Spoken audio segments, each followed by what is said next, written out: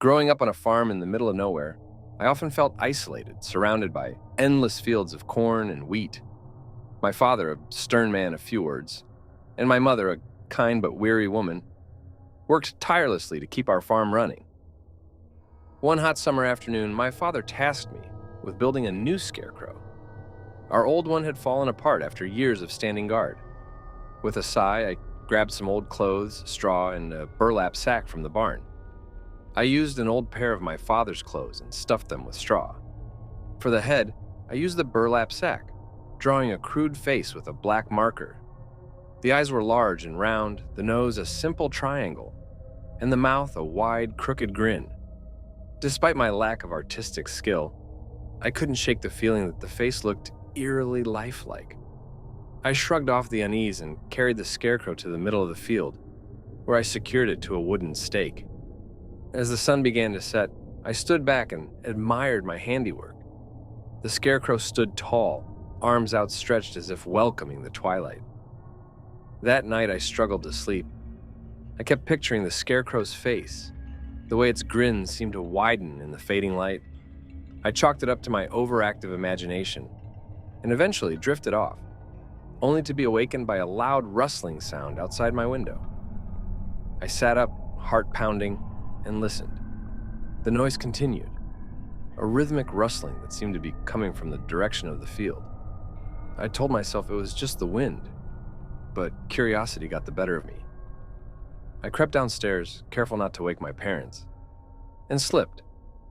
I followed the sound of the field out the back door.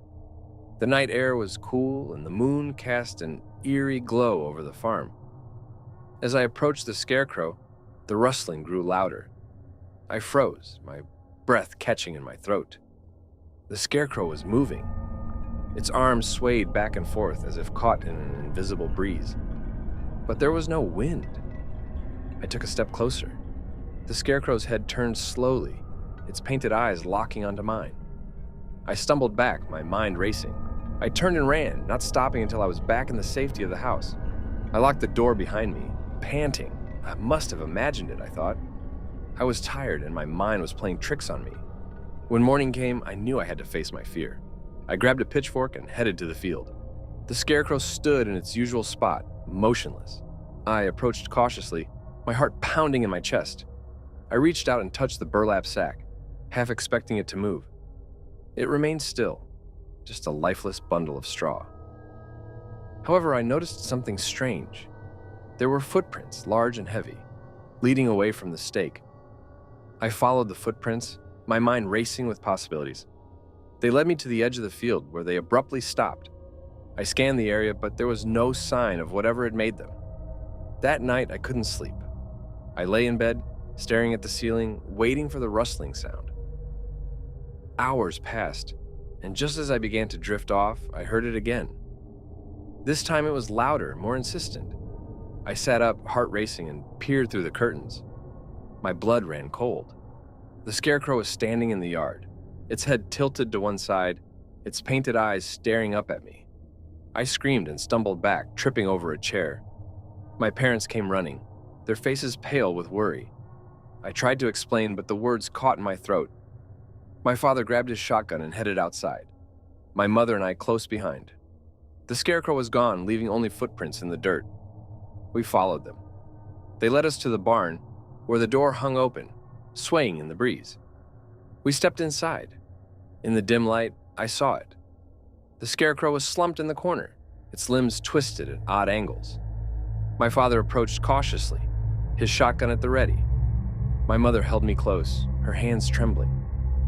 As my father reached out to touch it, the scarecrow jerked upright with a violent motion. My father stumbled back, raising his shotgun, but the scarecrow was faster. It lunged towards the open barn door, its movements unnatural and jerky. My father fired, but the shot went wide. The scarecrow disappeared into the night, leaving us in stunned silence.